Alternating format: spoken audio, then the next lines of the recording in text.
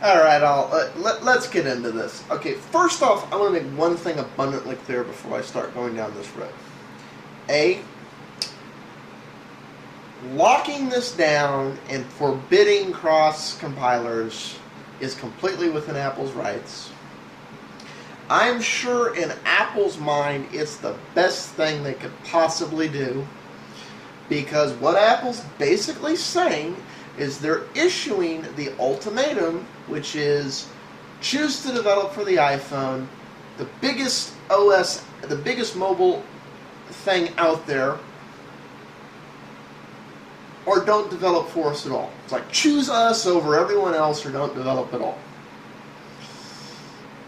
You know, if you want to choose other people, do that on your own time. But anything that winds up on us is 100% dedicated to us and our way of doing things, or you can hit the highway and you're not welcome here. I'm sure in Apple's mind, and there's a valid argument for this from Apple's point of view, that this is about making things exclusive for the iPhone.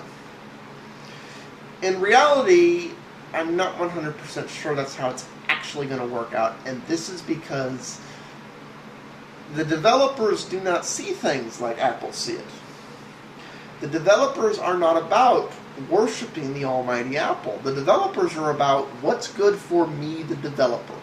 So let me play devil's advocate and flip this around, and I want you all to think about this. You're a developer. Apple has issued an ultimatum. You can no longer use any work you do anywhere else on the iPhone. Everything for the iPhone must be specific. iPhone and iPad must be specific for Apple and Apple only. Okay? That does yield the best results, by the way. The companies that have the resources to do that are already doing it. I guarantee you Pandora has a team working on their iPhone OS version and a team working on their Android OS version. And I'm sure there's some collaboration so they have a consistency throughout the Pandora application. But I'm sure they're separate teams for the most part.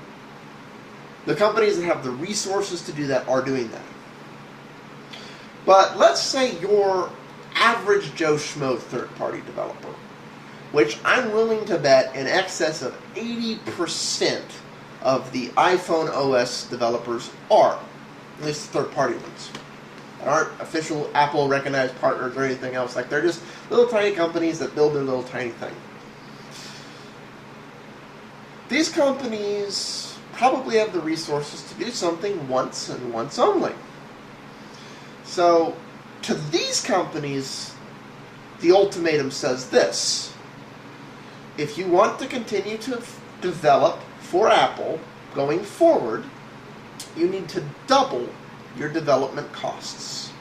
You need to create a whole separate team to focus solely on the iPhone OS, and then have another team to do everything else.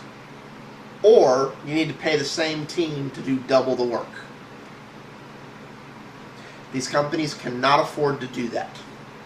So then they have the other choice, which is choose.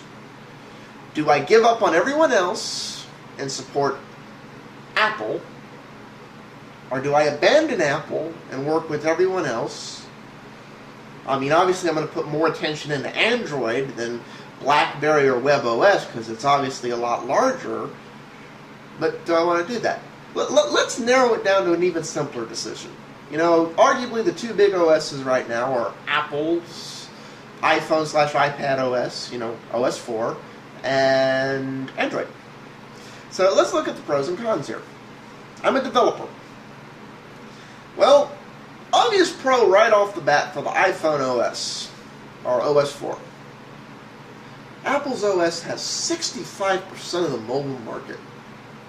65%. Or is it 64? I might be off there, but it's 64, 65. That's obviously the majority, so I should go there, right? Well, that's not necessarily so obvious, because 18 months ago, They had 84% with an estimate to exceed 90 by the end of the year. What the hell happened? Now they're at 64. They lost 25% of their market in the last 18 months. They keep falling at that part. They ain't going to be the majority much longer. Well, let's look at what the other one's done.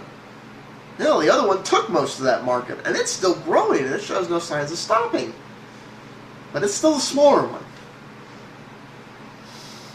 But it's growing like crazy. Well, let's see the carriers. Well, this one's only available on AT&T. But there's rumors that that exclusivity may be ending. Yeah, but that's not... It's not firm, so I have to operate under that assumption. Well, this one's available on all carriers. But I hear the AT&T ones suck. But nobody knows if that was Motorola who screwed that up, or if it was AT&T screwing with Android to make Apple look good. But if the exclusivity is ending AT&T's like a... okay, that's too complicated. That I can't get clear data out of that either way. Okay, let's move on to who treats me better. Well, Android, even though they're likely not going to stay as open as they are, largely offers the ability to run unsupported apps, which means I can release my app unofficially and beta test it on hundreds of devices. Then again, I can buy an iPhone and do it, and I get a developer pack, so I can beta test it myself, because there's only one set of hardware. But if something goes wrong or glitches, Google's pretty open, so my update will get approved quicker. And Android is standardizing itself so that once I make it compatible with the soon-to-be-released standardized version, I won't have to update my app to fix patches going forward unless I want to add new features or take advantage of changing technology.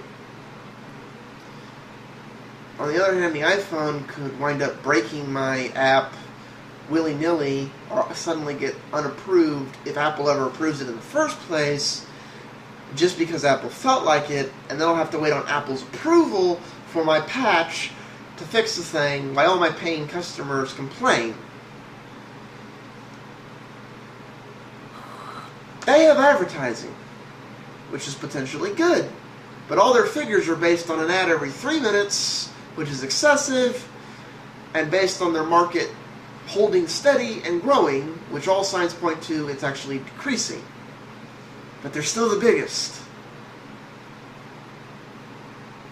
But they're more open, and they actually want me to develop for them, whereas they're telling me their way or the highway, and for all I know, this is only the beginning of what's going to become harder and harder to make any money with them, because my costs are going to go up and up and up. But this is an unsure thing at this point. But if history is any judge, it's going to grow. This is the worst possible time to be having developers start thinking about all of this. Then again, if what I think is going to happen, it ain't going to get better down the road. It's just going to get worse. So kudos to Apple for trying to nip it in the bud, but it's really too late. I know what I think is going to happen. Those who've been watching my videos know what I think is going to happen. But here's my question to all of y'all. Weighing the various pros and cons of that choice. You're a developer. You're not an Apple fanboy. You're not a thing. This is how you're making money. Which camp are you going to choose now that you've been forced by Apple? Think about it. I'd love to get some responses on this video, comments, whatever. Who would you choose if you're a developer at this point? Because that's the gauntlet that's been thrown down. That's the ultimatum that's been issued. And I'm not so sure they're all going to choose Apple. If they don't all choose Apple, or the majority of them don't choose Apple, Apple has handed the keys to the app kingdom away with this ultimatum. So, you're a developer. You're getting issued this ultimatum. You have to pick one or the other. Who you choose? Peace out, all.